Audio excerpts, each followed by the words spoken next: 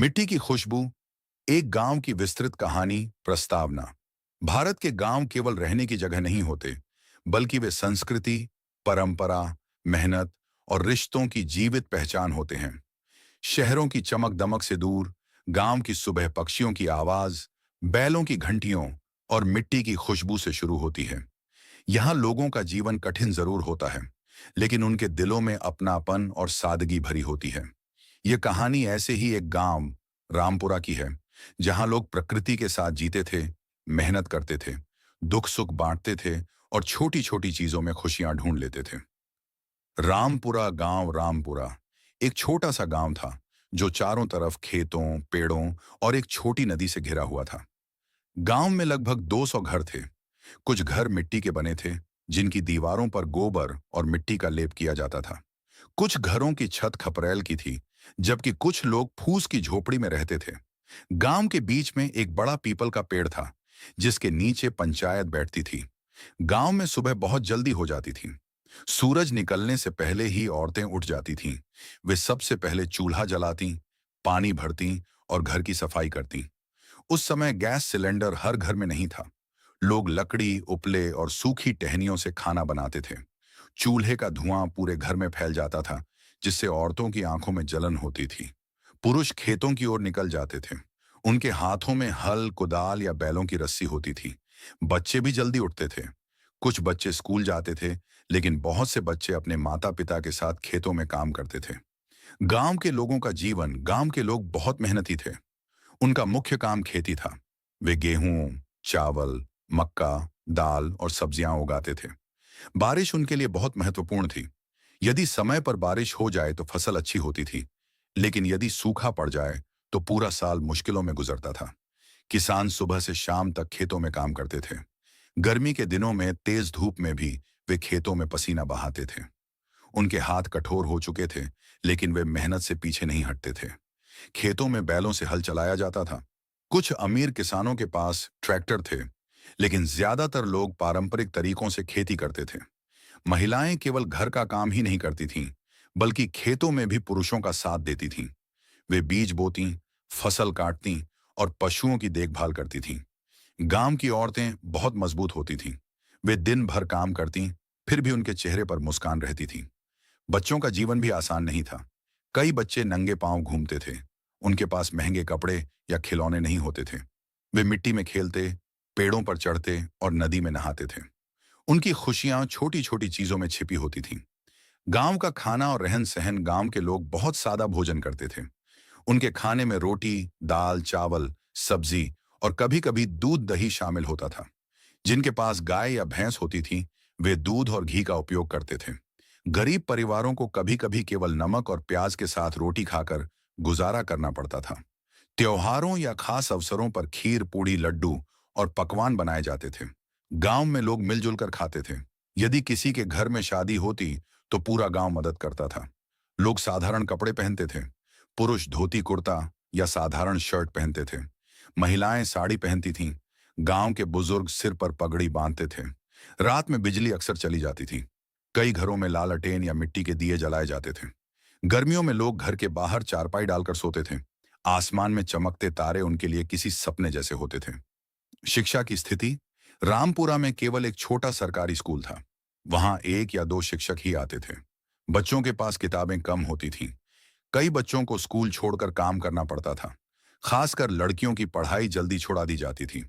गांव के बुजुर्ग मानते थे कि लड़कियों को ज्यादा पढ़ाने की जरूरत नहीं है, लेकिन कुछ लोग शिक्षा का महत्व समझते थे। गांव में एक शिक्षक थे, जिनका नाम श्यामलाल था। वे बच्चों को हमेशा कहते थे, पढ़ाई ही तुम्हारी जिंदगी बदल सकती है। श्यामलाल जी गरीब बच्चों को मुफ्त में पढ़ाते थे। वे चाहते थे कि गांव के बच्चे आगे बढ़ें और अपनी जिंदगी बेहतर बनाएं। गांव की समस्याएं, गांव का जीवन शांत जरूर था, लेकिन वहां बहुत सारी परेशानियां भी थीं। सबसे बड़ी समस्या पानी की थी। गर्मियों में कुएं सूख जाते थे। महिलाओं को दूर दूर से पानी लाना पड़ता था। कई बार उन्हें कई किलोमीटर पैदल चलना पड़ता था। दूसरी बड़ी समस्या स्वास्थ्य सुविधा की थी। गांव में कोई बड़ा अस्पताल नहीं था। यदि कोई गंभीर रूप से बीमार हो जाए तो उसे शहर ले जाना पड़ता था। कई बार समय पर इलाज न मिलने से लोगों की जान चली जाती थी। बरसात के मौसम में कच्ची सड़कें कीचड़ से भर जाती थीं। गांव का संपर्क शहर से टूट जाता था। बच्चों को स्कूल जाने में परेशानी होती थी। किसान अपनी फसल बाजार तक नहीं पहुंचा पाते थे। गरीबी भी एक बड़ी समस्या थी। कई परिवारों के पास जमीन नहीं थी। वे दूसरों के खेतों में मजदूरी करके अपना पेट पालते थे। मजदूरी के बदले उन्हें बहुत कम पैसे मिलते थे। कुछ लोग साहूकारों से कर्ज लेते थे।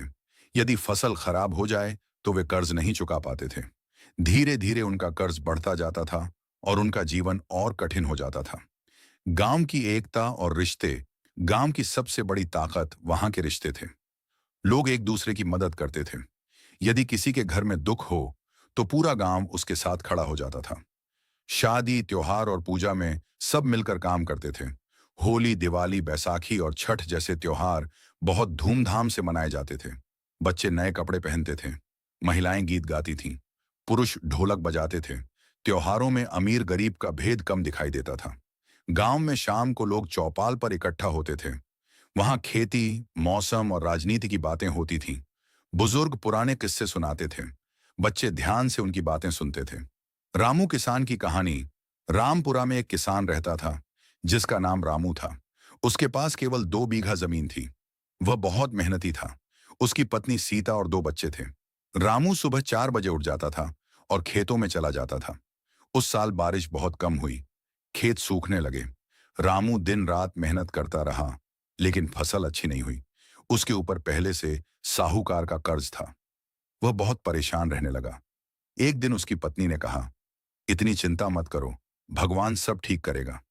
लेकिन रामू जानता था कि केवल उम्मीद से पेट नहीं भरता। उसे बच्चों की पढ़ाई, घर का खर्च और कर्ज, सबकी चिंता थी। फिर भी उसने हार नहीं मानी।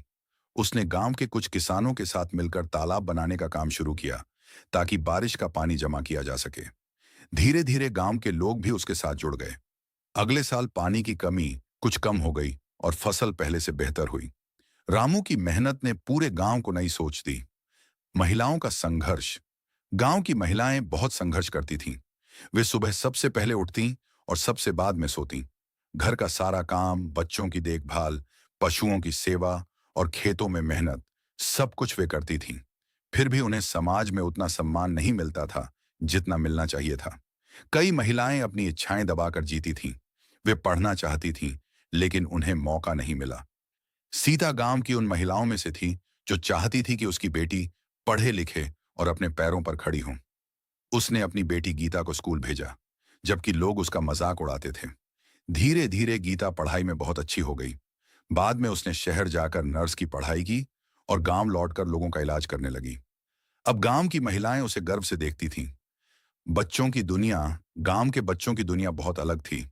उनके पास मोबाइल और वीडियो गेम नहीं थे। वे खुले मैदानों में खेलते थे। कबड्डी, गिल्ली डंडा और क्रिकेट उनके पसंदीदा खेल थे। वे पेड़ों से आम तोड़ते थे, नदी में कूदते थे और बारिश में भीगते थे। उनकी जिंदगी में संघर्ष जरूर था, लेकिन आज के बच्चों की तरह अकेलापन नहीं था। हालांकि कई बच्चों को बचपन से ही जिम्मेदारियां उठानी पड़ती थीं। कुछ बच्चे अपने माता पिता के साथ मजदूरी करते थे। कई बच्चे गरीबी के कारण पढ़ाई छोड़ देते थे। प्रकृति और गांव गांव का जीवन पूरी तरह प्रकृति पर निर्भर था। यदि बारिश अच्छी हो जाए तो गांव खुशहाल हो जाता था। यदि सूखा या बाढ़ आ जाए तो लोगों की जिंदगी मुश्किल हो जाती थी। सुबह खेतों में ओस की बूंदें चमकती थीं। पेड़ों पर पक्षी चहचहाते थे। नदी का साफ पानी लोगों को सुकून देता था। लेकिन धीरे धीरे जंगल कटने लगे और पानी की समस्या बढ़ने लगी।